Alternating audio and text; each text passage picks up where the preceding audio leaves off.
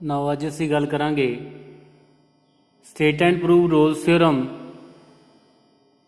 ਨਾ student, Rolle's theorem ਤੁਸੀਂ plus 2 ਦੇ ਵਿੱਚ ਵੀ ਕਰ ਰੱਖੀ ਆ, ਉਹਦੇ ਕੁਐਸਚਨ ਕੀਤੇ ਸੀ ਲੇਕਿਨ ਪ੍ਰੂਫ ਨਹੀਂ ਸੀ ਕੀਤਾ। ਲੇਕਿਨ ਅੱਜ ਅਸੀਂ ਇਹਦਾ ਪ੍ਰੂਫ ਵੀ ਕਰਾਂਗੇ ਕਿਉਂਕਿ ਤੁਹਾਨੂੰ ਇਹ ਐਗਜ਼ਾਮ ਦੇ ਵਿੱਚ ਸਟੇਟ ਐਂਡ ਪ੍ਰੂਵ ਆਏਗਾ। ਇਹ ਤੁਹਾਨੂੰ ਆ ਸਕਦਾ ਕਿ state and prove Rolle's theorem, ਤਾਂ ਉੱਥੇ ਤੁਸੀਂ ਸਟੇਟਮੈਂਟ ਵੀ ਆਪ ਹੀ ਲਿਖਣੀ ਆ ਤੇ ਉਹਦਾ ਪ੍ਰੂਫ ਵੀ ਕਰਨਾ। Now the statement is let f be the real valued function defined in closed interval such that f is continuous in closed interval a b। Function continuous होना चाहिए close interval a which, and f is differentiable, function differentiable होना चाहिए in open interval A B.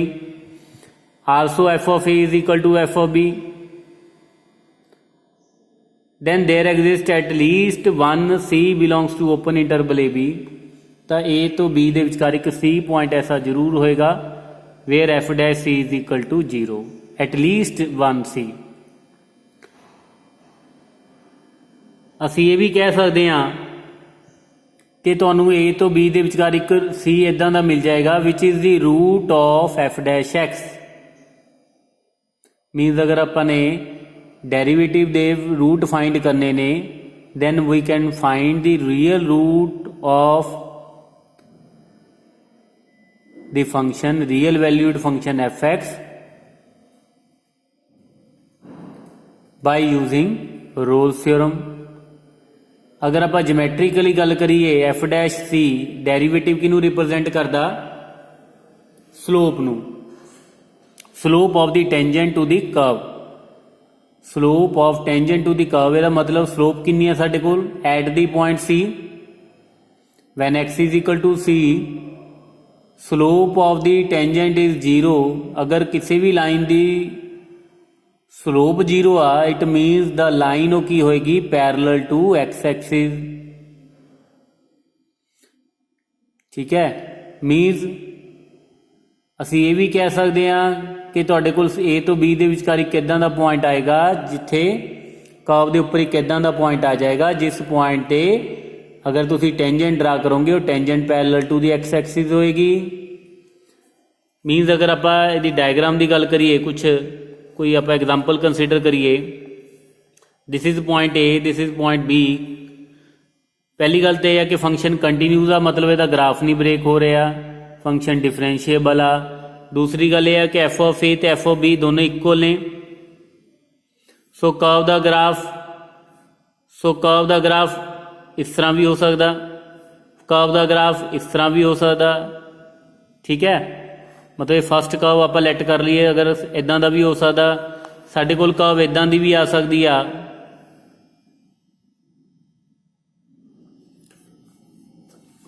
ਮਤਲਬ ਥੋੜੀ diagram ਇੱਥੇ ਸਹੀ ਨਹੀਂ ਬਣੀ, ਤੇ ਅਗਰ ਮੈਨੂੰ ਰੀਡਰਾ ਕਰਨ ਦੀ ਕੋਸ਼ਿਸ਼ ਕਰਾਂ f of a ਤੇ f of b ਇਕੁਅਲ ਨੇ ਤਾਂ ਕਰਵ ਦੀ ਗ੍ਰਾਫ ਸਾਡੇ ਕੋਲ ਇੱਦਾਂ ਦਾ ਵੀ ਹੋ ਸਕਦਾ।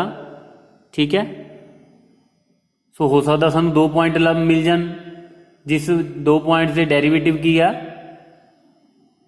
0। ਮੀਨਸ ਅਗਰ ਉਹ ਪੁਆਇੰਟ ਕਿੱਦਾਂ ਦਾ ਹੋਏਗਾ, ਇੱਦਾਂ ਦਾ ਕੋਈ ਪੁਆਇੰਟ ਹੋਏਗਾ ਮੈਕਸਿਮਾ ਦਾ ਜਾਂ ਮਿਨੀਮਾ ਦਾ ਪੁਆਇੰਟ ਹੋਏਗਾ ਜਿਸ ਪੁਆਇੰਟ ਤੇ ਕੀ ਆ ਡੈਰੀਵੇਟਿਵ 0 ਆ, ਮੀਨਸ ਸਲੋਪ 0 ਆ। ਅਗਰ ਆਪਾਂ ਟੈਂਜੈਂਟ ਡਰਾ ਕਰਾਂਗੇ ਤਾਂ tangent parallel to the x Axis. ਲੇਕਿਨ ਐਟਲੀਸਟ ਇੱਕ ਜ਼ਰੂਰ ਆਏਗਾ। ਸੋ ਸਟੇਟਮੈਂਟ ਤੁਹਾਨੂੰ ਚੇਂਜ ਹੋ ਕੇ ਇੱਦਾਂ ਵੀ ਆ ਸਕਦੀ ਆ ਕਿ ਇੱਕ ਪੁਆਇੰਟ ਫਾइंड ਕਰੋ ਜਿਸ ਪੁਆਇੰਟ ਤੇ ਕਰਵ ਤੇ ਇੱਕ ਪੁਆਇੰਟ ਫਾइंड ਕਰਨਾ ਜਿਸ ਪੁਆਇੰਟ ਤੇ ਟੈਂਜੈਂਟ ਕੀ ਆ parallel to the x axis. Now ਹੁਣ ਅਸੀਂ ਇਹਦਾ ਪ੍ਰੂਫ ਸਟਾਰਟ ਕਰਾਂਗੇ। ਨਾਓ f ਸਾਨੂੰ ਫੰਕਸ਼ਨ ਗਿਵਨ ਆ, ਉਹ ਕੌਨਸਟੈਂਟ ਫੰਕਸ਼ਨ ਵੀ ਹੋ ਸਕਦਾ। ਨਾਓ ਅਸੀਂ ਕੇਸ ਡਿਸਕਸ ਕਰਾਂਗੇ। ਫਸਟ ਆਫ ਆਲ ਕਿ if f is constant function मतलब F x is equal to something constant के for all x belongs to close interval A B. ना फंक्शन कॉन्स्टेंट आ, अगर फंक्शन कॉन्स्टेंट आ फिर तो डेरिवेटिव की आ जाएगा 0 for all x belongs to close interval A B.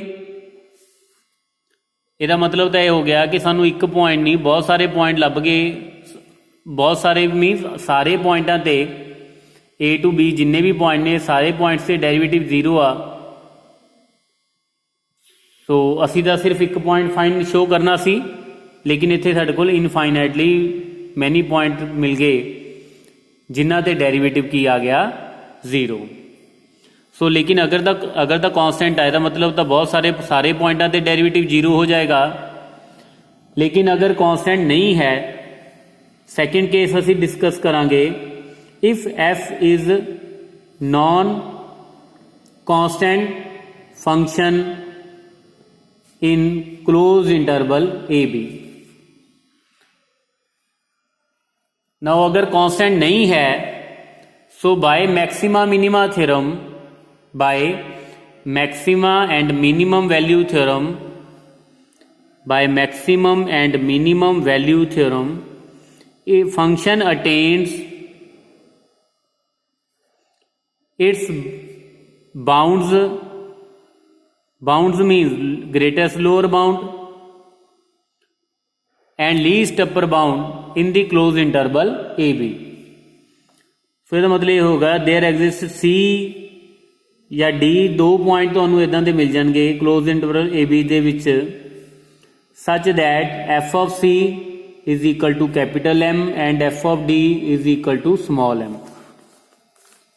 मीनस जो फंक्शन दी मिनिमम ते मैक्सिमम वैल्यूज होणगियां वो ए टू बी ही किसी पॉइंट ते होणगियां ए टू बी दे विचकार।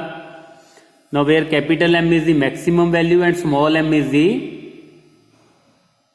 Minimum value of f x. Because function constant function नहीं है, so clearly m is not equal to capital M is not equal to small m. Also at least one of m और small m it is different from the common value of f of a and f of B.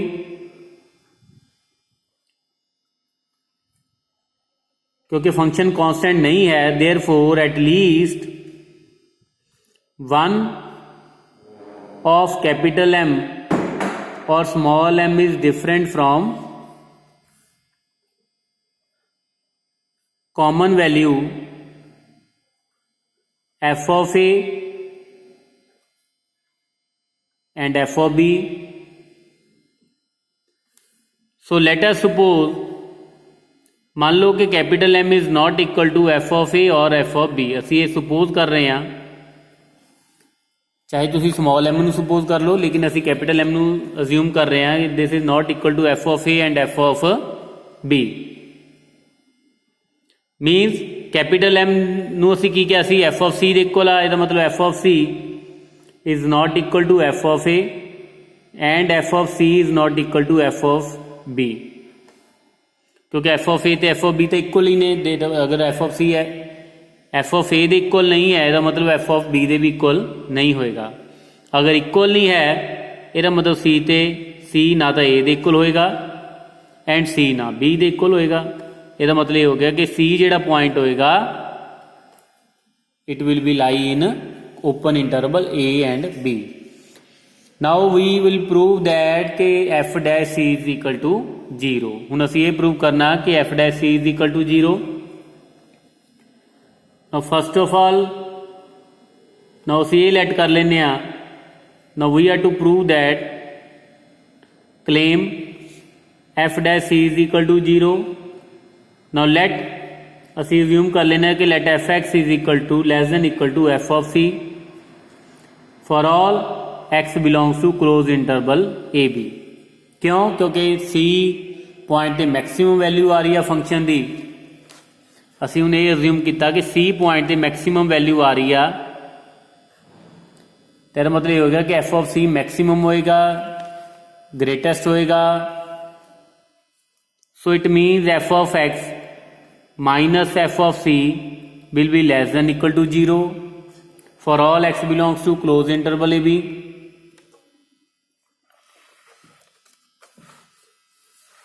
Now means f of x minus f of c is less than equal to 0 for all x belongs to closed interval AB. Now ਅਸੀਂ ਇੱਥੇ ਸਬ case ਬਣਾ ਰਹੇ ਹਾਂ कि if x is less than c, अगर तो x c तो less than है then x माइनस c की होएगा less than 0. सो अगर x माइनस c नाल डिवाइड करिए इस इनइक्वालिटी नू, so it will become f of x minus f of c divided by x minus c greater than equal to 0. क्योंकि अगर आप इनइक्वालिटी नू किसी नैगेटिव नंबर नाल मल्टीप्लाई या डिवाइड करते हैं तो इनइक्वालिटी चेंज हो जाती है. बिकॉज एक्स ਇਹਦਾ मतलब ये हो गया कि when x is less than c f of x minus f of c over x minus c की आ रहा है साढ़े को ग्रेटर दैन 0.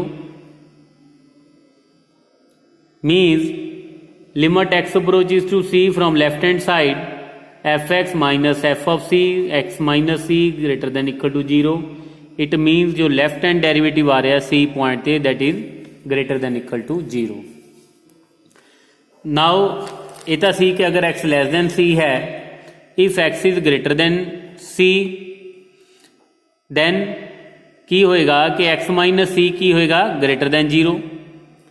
तो अगर आप इस इनइक्वालिटी नू पॉजिटिव नंबर ना डिवाइड करिए इनइक्वालिटी चेंज नहीं होएगी. So f of x minus f of c over x minus c will be less than equal to 0. Here x is greater than c means we can say that limit x approaches to c plus f of x minus f of c over x minus c is less than equal to 0 means right hand derivative of the function at x is equal to c is less than 0. Because it is given that the function is differentiable for all x. Now because it is given that function is differentiable in open interval AB, तो सी की C साढ़े कोल C is a point in the open interval A B. यदा मतलब function is differentiable at C. अगर differentiable at सी आ तो यदा मतलब की होएगा कि लैफ्ट हैंड डेरिवेटिव ते राइट हैंड डेरिवेटिव का अलग बिहेवियर नहीं होएगा, दोनों सेम होंगे. सो यदा मतलब फिर कॉमन साढ़े कोल की बनता कि दोनों डेरिवेटिव की होंगे 0. यदा मतलब left hand derivative at c and right hand derivative at c is equal to 0 means f dash c is equal to 0. Hence proved. So यदा मतलब सी साढ़े को एक इदां दा पॉइंट आ गया in the open interval A b where f dash c is equal to 0 means slope of the tangent to the curve at c is equal to 0 और we can say that c is the root of f dash x. Hence proved.